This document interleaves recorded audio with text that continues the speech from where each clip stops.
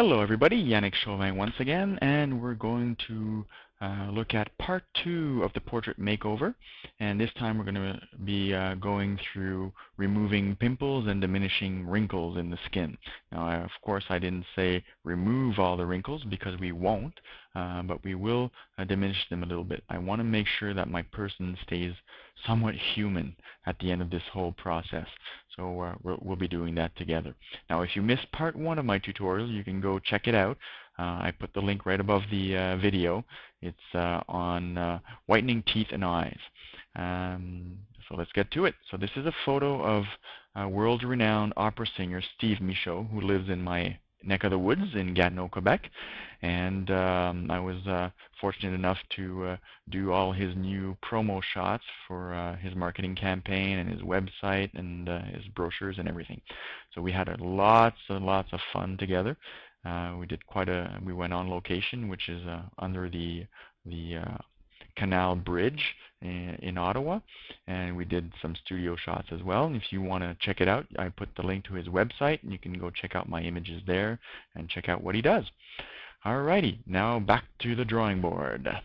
Removing pimples and reducing wrinkles.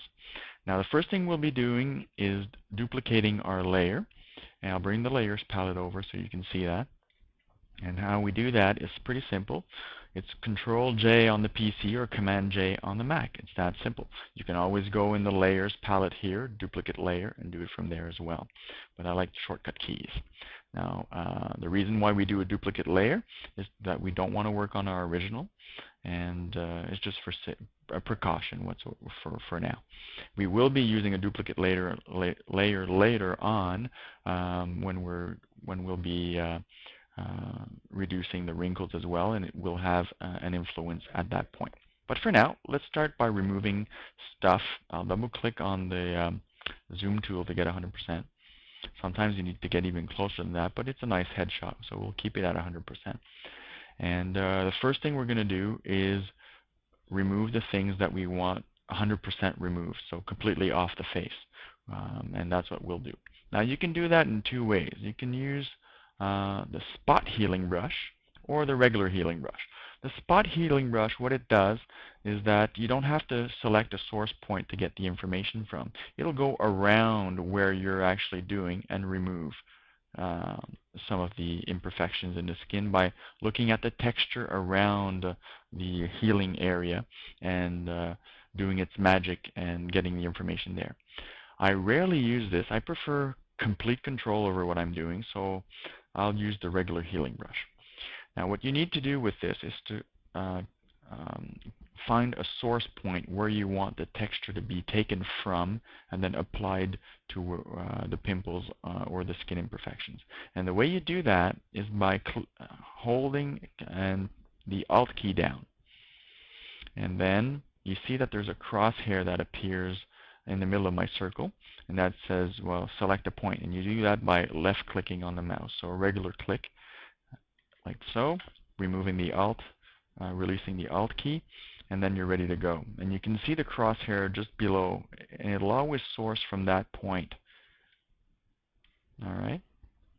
Contrary to the clone tool, that'll always follow the cursor. This one always stays at the same spot. And you can start. And then if you want to select another area, you go click the Alt key, hold it down, left mouse button, let go, and you're ready to go. And you have a new source point. Pretty simple, isn't it?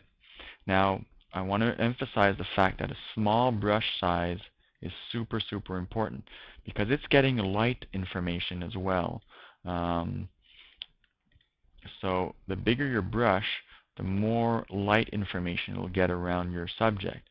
And sometimes what it'll do, and I'll show you right now with this small brush, if I'm going too close to the edge here with the white on the other side, or I should say blue, if I'm healing there, you can see that it's getting the information from the other side. So you got to be careful when you're going close to edges. And we'll see why that's important when we're retouching close to the eyes as well. So again, select your source point.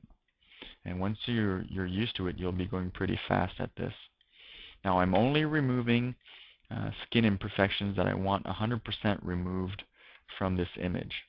All right, and that excludes wrinkles. I don't want to create a plastic Ken Barbie doll here. That's really, really important.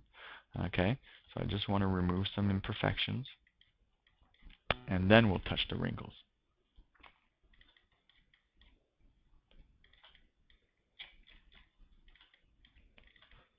Like so. Starting to look good, even on the lips here a little bit. That's looking good.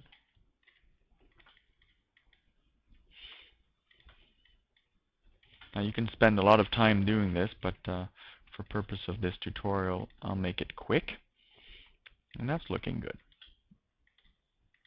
Okay, let's leave it at that for now. I could still work on it a little bit, but we're always pressed for time, aren't we? So I want to keep this tutorial down, hopefully under 10 minutes.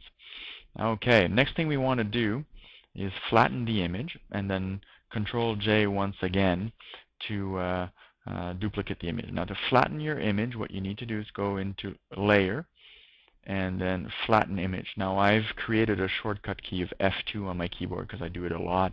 I don't know what the original code was, or if there was one, but for me it's F2.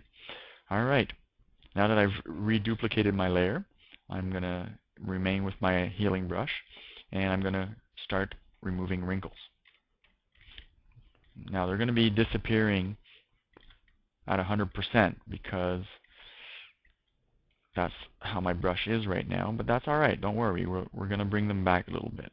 All right. We'll make sure that he's not a Ken doll. Okay. Now we've done the forehead. Now let's do the eyes. Now try to be as close to the texture of the eyes as possible.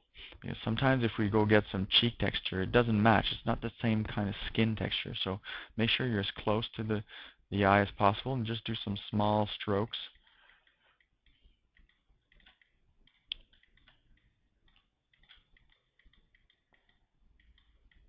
Like so. Starting to look good.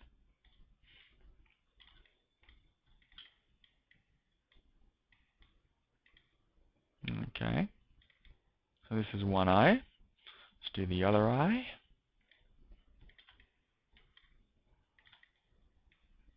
Remember to get the right skin texture. I was very frustrated at first when I used this under the eyes because I always kept getting my texture from the cheek until I realized that the skin was completely different under the eyes. So if it can help you guys out, it'll save you some hardship down the road.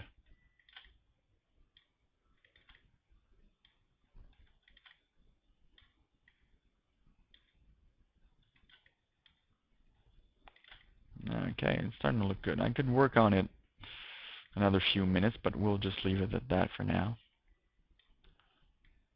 Kind of like this. Okay. I'll just remove some of the redness here. Okay. Now I've removed everything. Now what we want to do is bring back some of those wrinkles so that the person looks human. And how we do that is by going to the opacity of our layer and then just reducing it. It's that simple. You can see under the eyes, on the forehead, it's coming back. So we want something around 50% for this person. Looking good. Before and after. Before and after. So you can still see the lines under the eyes a little bit, but they're diminished. Even the forehead lines are still there. So before and after. And that's how we remove pimples and reduce wrinkles. I hope you enjoyed this part 2 of the tutorial. In part 3, we're going to be looking at adding some color to a person after a long winter without any sun. We're going to look at enhancing lips, maybe put a little bit of rouge on the person, and some eyeshadow, all done with the magic of Photoshop. Thank you very much, and talk to you soon. Bye-bye.